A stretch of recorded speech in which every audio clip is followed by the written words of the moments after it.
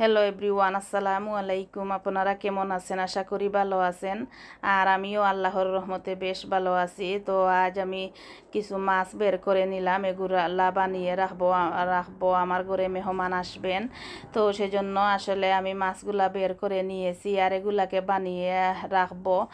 আর এটা ছিল মেহমান আসার আগের দিনের একদিন আগের ভিডিও।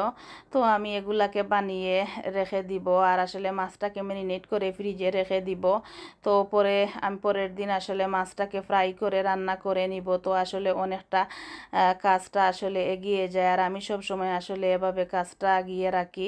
তো আর আসলে মেহমান আসলে আর রান্না বান্না করতে তেমন একটা ঝামেলা মনে হয় না। আর আসলে সব সময় যেহেতু মেহমান আসেন রান্না বান্না অনেকটা ঝামেলা লেগে যায়, তো সেজন্য আমি এভাবে সব সময় কাজটা করে রাখি। তো আমার কাছে আর ঝামেলা মনে হয় না। আমি আসলে এভাবে ইউজড হয়ে গিয়েছি রান্না বান্না করতে। তো এই তো আমি মাছগুলা বানিয়ে রেখে দিয়েছিলাম, কিছু পাবদা মাছ বানালাম আর কিছু ট্যাংরা মাছ বানিয়ে নিয়েছি। এগুলাকে আসলে আমি এভাবে বানিয়ে তারপরে মশলা দিয়ে ম্যারিনেট করে নর্মাল ফ্রিজে রেখে দিব। আর পরে আমি এগুলাকে ফ্রাই করে রান্নাটা করে নিব। তো আসলে অনেকটা ইজি হয়। তো এই তো আমার ননদের হাজবেন্ড উনি আসবেন আর উনার ফ্রেন্ড আর আমার ননদের ছেলে আর মেয়ে, তো ওরা আসবে। তো আসলে আমি ওদের জন্য রান্না বান্নাটা করতেছিলাম আর এই তো কিছু মিরকা মাছকেও বানিয়ে ভিজিয়ে রেখে দিয়েছিলাম পানিতে, এগুলাকেও আমি ফ্রাই করব সেজন্য। আর আসলে এখন আমি কিছু আম বানিয়ে নিতেছি, বাচ্চাদেরকে দিয়ে দিব, ওরা খেয়ে নিবে।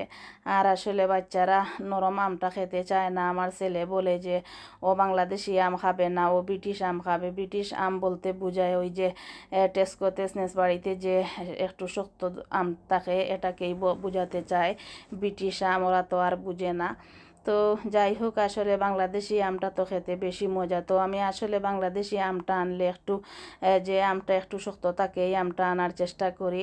তো এই তো দুইটা আম আমি নিয়েছি, এগুলাকে আমি বানিয়ে এখন দিয়ে দিব ওদেরকে। আসলে এই আমটা অনেকটা শক্তই ছিল আর খেতেও আসলে মাশাআল্লাহ অনেকটা মজা ছিল। তো ওদেরকে বানিয়ে দিয়ে দিলাম, ওরাও খেয়ে বলছিল যে না, আমটা অনেক মজা আম্মু। তো আসলে বাচ্চারা যদি পছন্দ করে তে আসলে যে কোনো খাবার দিতেও ভালো লাগে, খেতেও নিজের নিজের কাছে আসলে ভালো লাগে। বাচ্চাদের পছন্দ মতো খাবারটা দিলে খুবই ভালো লাগে।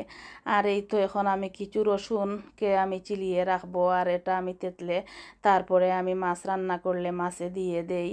আমি সব সময় আসলে ফ্রেশ রসুনটা মাছ রান্না করলে দিয়ে দেই, একটু কষ্ট করে আসলে রসুনটাকে আসলে চিলিয়ে তারপরে তেতলে দিয়ে দেই।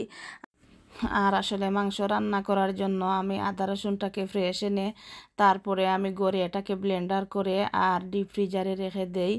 তো আসলে এটা দিয়ে রান্না করলে আমার কাছে মনে হয় কারিটা খেতে মজা হয়। তো আমি সব সময় আসলে এভাবে রেখে দেই। আর এই তো আমি এখন টেবিলটাকেও ক্লিন করে নিতেছি। আর এই তো আমি ক্লিন করে নিতেছি টেবিলটাকেও। আর আসলে সব সময় মোছা হয়, কিন্তু মোছা হলে কি হবে, কোথায় থেকে যে ডাস্টগুলো এসে পড়ে যায়। আর আসলে সামারের টাইমে বেশি ডাস্ট পড়ে যায়, কারণ উইন্ডোর ডোর সব সময় খোলা থাকে সেজন্য। তো ডাস্ট পড়লে কি হবে, উইন্ডোর আর ডোর তো আর খোলা রাখতেই হবে। তো এই তো আমি একে একে সব কিছু আসলে ক্লিন করে নিতেছি আর ঘরটাকেও হুবার করে নিব। আর বাচ্চাদের ঘর আসলে সব সময় ক্লিন করে রাখতে হয়, ক্লিন করে রাখলেও আসলে বাচ্চারা আসলে মেস করে ফেলে। তো কি আর করা, এই তো মফটা করে নিতেছি আর মফটা করে তারপরে হুবারটাও করে নিব। তো ভিউয়ার্স, আজকের ভিডিওটি আপনাদের কাছে কেমন লাগলো আমাকে কমেন্ট করে জানাতে পারেন। আর আপনাদের কাছে যদি আমার ভিডিওটি ভালো লাগে তাহলে আমার চ্যানেলটি সাবস্ক্রাইব করে আমার পাশে থাকতে পারেন। আর আপনারা যারা আমার চ্যানেলটি সাবস্ক্রাইব করেছেন আর আমার পাশে আছেন, আমাকে সাপোর্ট করতেছেন, সেজন্য আপনাদেরকে অসংখ্য অসংখ্য ধন্যবাদ। তো ভিউয়ার্স, আজ এ পর্যন্ত। আসসালামু আলাইকুম।